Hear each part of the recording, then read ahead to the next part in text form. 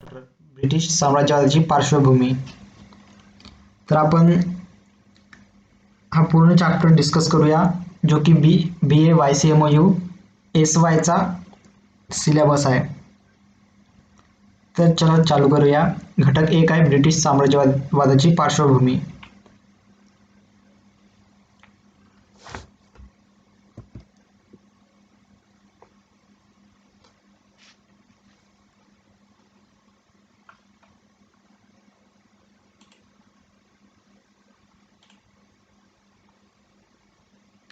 तर सर्वात पहिलं आपण यातील काही उद्दिष्टे बघू, जे की आपल्याला काय काय बघायचे आहेत आणि काय झालं याचा.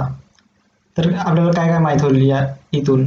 तर काय, जेव्हा भारतातील राजकीय सत्तेचा राज झाला का, तर आपल्याला काय सांगायला इथून की भारतीय सत्तेचा राज झाला का आणि ब्रिटिशांना यश मिळालं का. तर हो, नक्कीच त्यांना यश मिळालं. त्या हळूहळू भारतीय सत्तेचा राज झाला आणि ब्रिटिश हे राज्यकर्ते बनले इथचे. नंतर बघायचं आहे ईस्ट इंडिया कंपनीच्या आर्थिक धोरणाचे भारतावरील परिणाम सांगता येईल आपल्याला. नंतर आपल्याला 1857च्या उठावाची राजकीय, आर्थिक, सामाजिक, सांस्कृतिक, धार्मिक व लष्करी कारणे याचे स्वरूप स्पष्ट करता येईल. स्वरूप आणि परिणाम. तर इथे प्रिव्हियस इयर क्वेश्चन विचारला होता 1857च्या लढाईमधला, की त्या 1857च्या उठावाची सामाजिक, सांस्कृतिक व धार्मिक कारणे विचारली होती. तर ते सर्व आपण एक एक डिस्कस करूया पुढं. तर सर्वप्रथम आपण इथली प्रास्ताविका डिस्कस करू.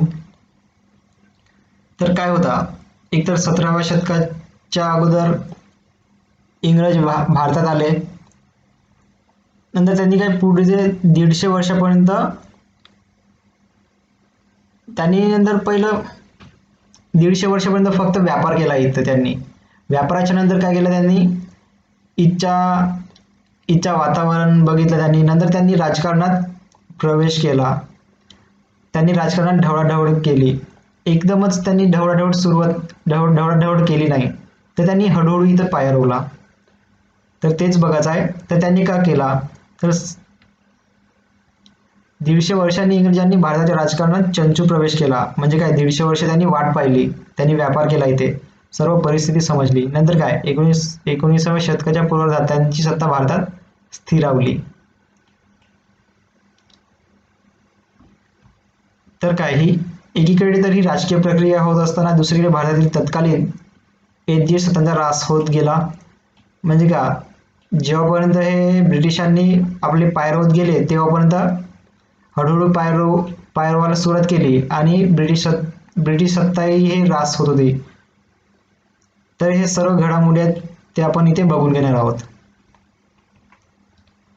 तर सर्वप्रथम आपण बघू की एक ज्या इथच्या भारतामधल्या सत्ता होत्या त्यांचा ऱ्हास कसा झाला.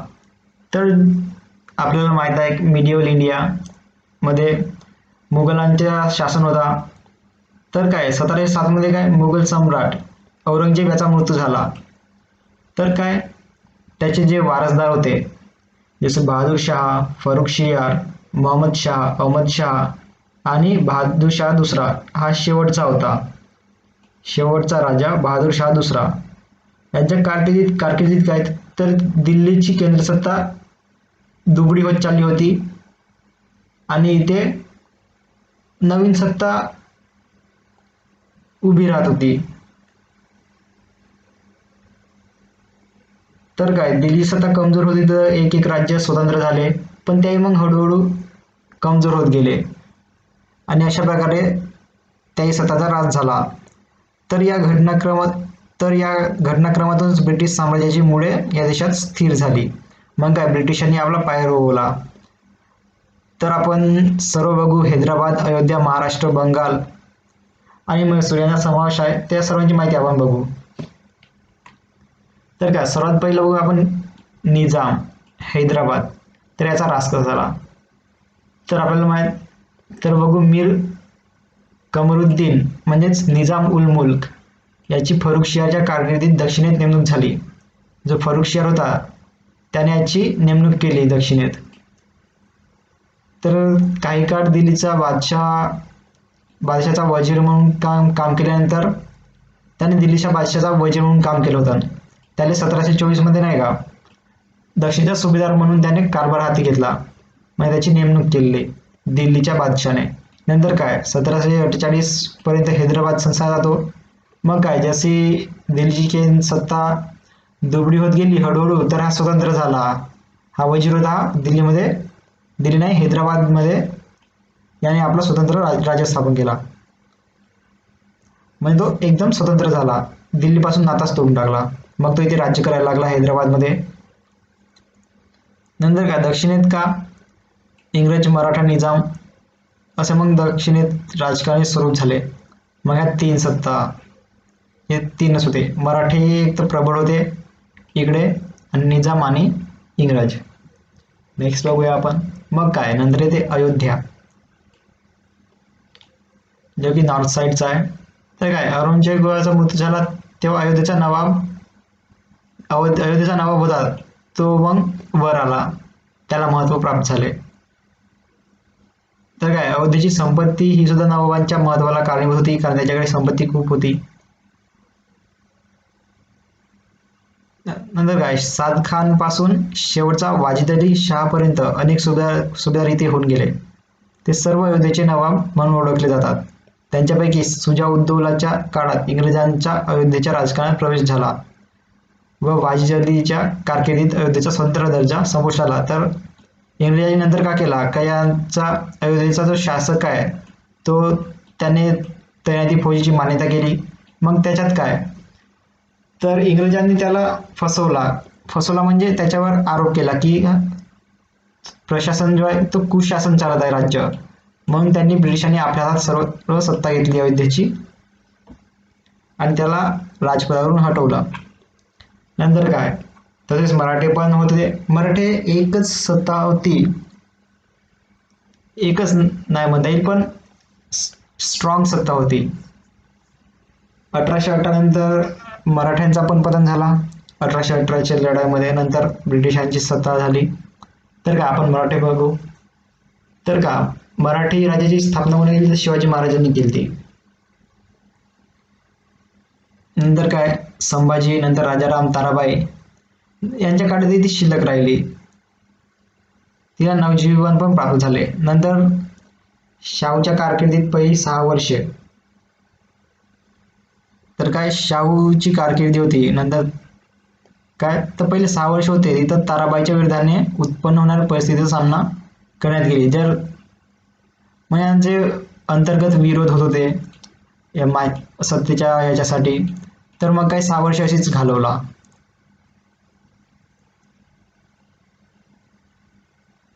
मग काय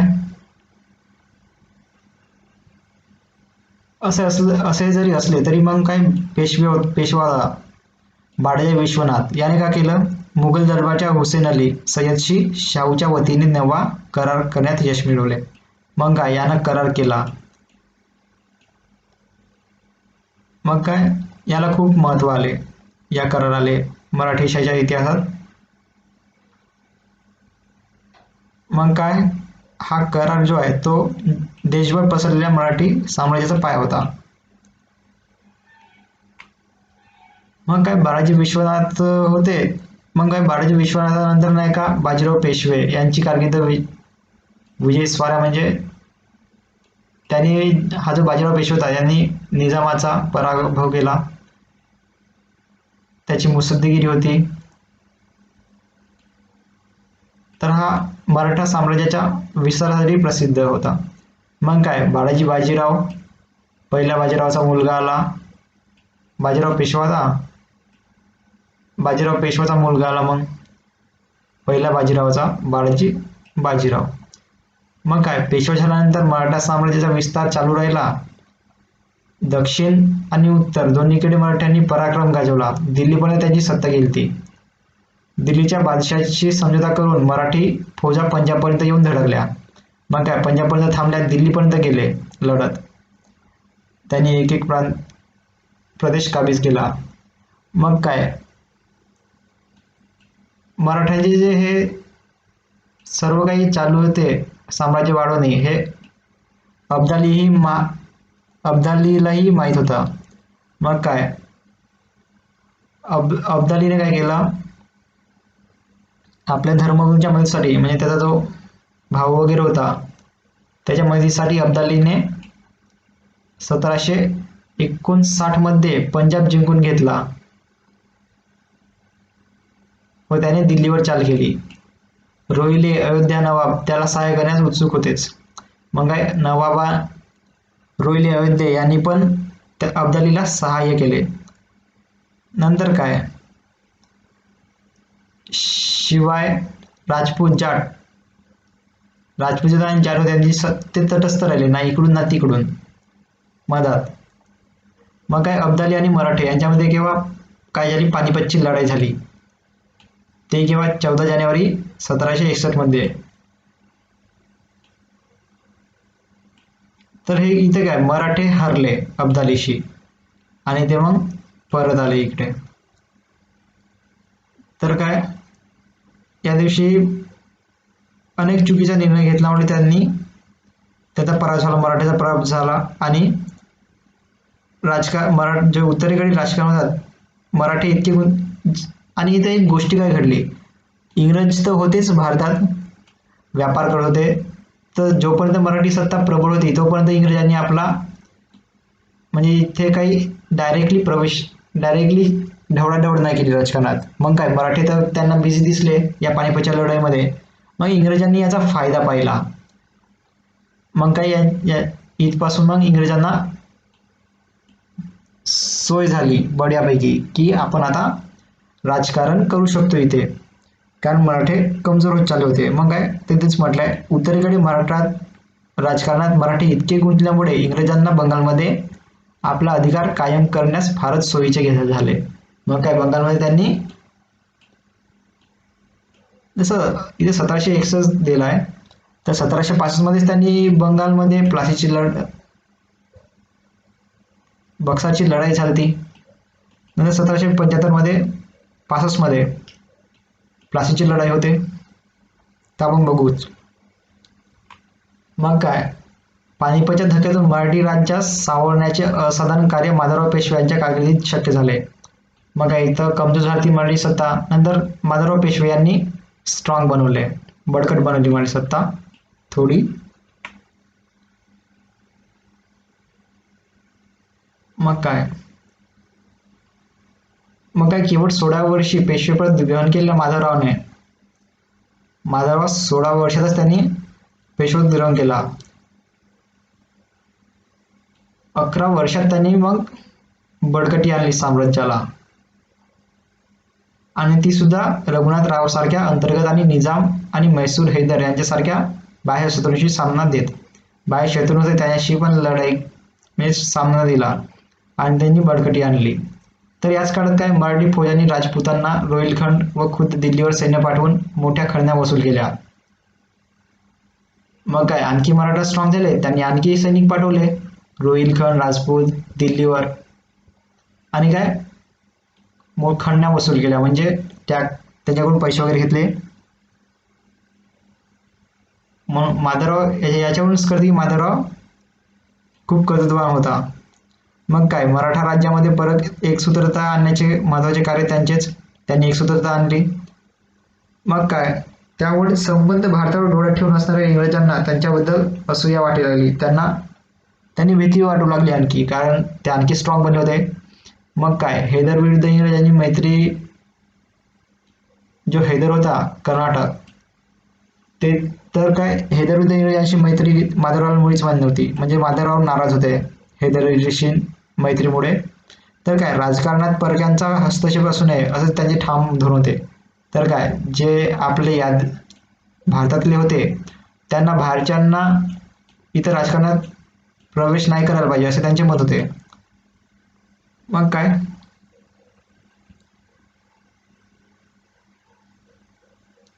तर या सगळ्यावरच काय होतो, तर ग्रँड डफ लिहिते आपल्या बुक. तर पानिपतचे युद्ध मराठ्यांना जेवढे घातक ठरले त्यापेक्षा अधिक घातक घटना म्हणजे माधवराव पेशव्यांचा अकाली मृत्यू. मग काय, पेशव्यांचा मृत्यू झाला अकाली, तर असे लिहितात ग्रँड डफ.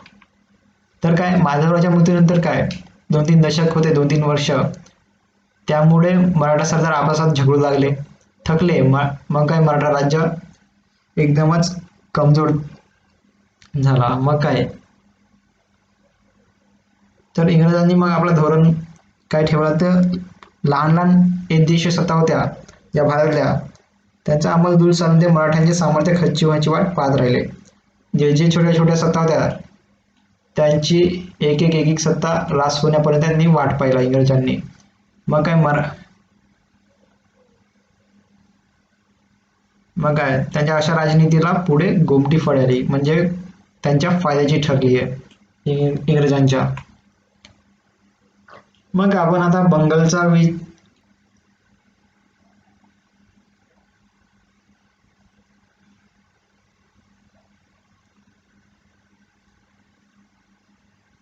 तर काय आता बंगालचा इच्छा बघूया. तर काय बंगाल दिल्लीवरून खूप दूर होता. पहिली गोष्ट तर बंगाल काय दिल्लीच्या दूर होता आणि तिथं नियंत्रण पण तेवढा स्ट्रॉंग नव्हता राजाचा. मुघल राजा त्याचा स्ट्रॉंग नव्हता. तर काय हे हे जे बंगाल होता, हिचा राजा दिल्लीच्या याच्याला पैसे दे, दिल्लीच्या राजाला, आणि ते राज्य करत होता. तर बघू, तर औरंगजेब होता तेव्हा बंगाल सुब्याचा कारभार मीर जाफर खानकडे आला. तर त्यालाच काय मीर जाफर खानला काय मुर्शी कुली खान हा किताब मिळाला आणि 1726 मध्ये त्याचा जावई शुजाउद्दीन खान हा बंगालचा नवाब झाला. तर कोण? शुजाउद्दीन खान हा कोण होता? मुर्शी कुली खानचा जावई होता. नंतर काय त्याचा मुलगा होता मग शुजाउद्दीन खानचा सरफराज खान हा नवाब झाला. त्यावेळी दिल्लीवर नादिरशाहीचे संकट आले होते. नादिरशाह त्याने आक्रमण केला होता. या परिस्थितीत बिहार प्रांताचा सुभेदार अलीवर्दी खानने बंगालची नवाबी हस्तगत केली. जो अलीवर्दी खान होता, मग काय सरफराज याने बंगालची नवाबी हाती घेतली. मग काय या वेळपासून बंगाल प्रांतात मुघल बादशाहीतून अलग पडायला सुरू झाले. मग काय याने हस्तगत केली कुठची? बंगालची. नंतर काय इथून हे हळूहळू मग हा बंगाल दिल्लीपासून दूर होत गेला यांच्या नियंत्रणापासून. मग काय येथूनच बंगालशी इंग्रजांच्या संबंधाची सुरुवात होऊन राजकारणाला वेगळीच कलाटणी मिळाली. मग इथून इंग्रजांनी इथं व्यापाराचा ठिकाण इथंच मेन बनवला. मेन म्हणजे इथं जास्त व्यापार चालवला थोडा. तर अलीवर्दी खानने आपल्या वारसदाराला काय म्हणले? तर अलीवर्दी खानने सिराजुद्दौलाला काय सांगितले होते? सिराजुद्दौ तर काय म्हणला तो आपल्या मुलाला, बाबा रे, या इंग्रजांची लष्करी शक्ती कसेही करून एकवार तू मोडून टाक. म्हणजे तू इंग्रजांसोबत संबंध ठेवू नको, कारण याला माहित होता इंग्रज कसे आहेत अलीवर्दी खानला. म्हणून त्याने सिराजुद्दौलाला संदेश दिला. तसा सिराजुद्दौला मरण्याच्या याच्यातच होता, तर त्याने आखरीचा संदेश दिला की काय इंग्रजांची शक्ती कसेही तू मोडून टाक, म्हणजे इंग्रजांशी तू संबंध ठेवू नको. तर आजोबा होते त्याचे अलीवर्दी खान. तर आजोबांच्या याच्यावर त्याने अंमल केला नाही. सारा बंगालचा सुभा इंग्रजांनी आपल्या घशात घातला. मग पुढे माहितीच आहे आपल्याला, असा झाला की इंग्रजांच्या हाताखाली बंगाल गेला. आपण म्हैसूर बघू. म्हैसूरचा का झाला? तर काय इसवी सन 1565 मध्ये काय वोडियार घराणा आला म्हैसूरवर. मग काय 18व्या शतकात हाही घराणा दुबळा झाला. मग काय खरी सत्ता होती ती म्हैसूरमध्ये एक दरबारात एक अधिकारी होता, हैदर अली. हैदर अली का होता? हा एक साधाचा सैन्य होता. तो आपल्या कर्तृत्वामुळे पुढं पुढं येत गेला. एक छोटासा सैनिक होता, त्याने नाव कमावला, तो वरच्या पदापर्यंत पोहोचत गेला. आणि मग तो एक अधिकारी पण झाला. नंतर यानं यानं आपली सत्ता स्थापन केली हैदर अलीनं. मग त्याचा मुलगा होता टिपू सुलतान, याने ते राज्य केलं. नंतर इंग्रजांनी यांचाही बिमोड केला आणि म्हैसूरवर आपली सत्ता स्थापन केली इंग्रजांनी. तर इंग्रज व म्हैसूर यांच्यामधील राजकीय संघर्षाची अधिक माहिती आपण पुढे घेऊ.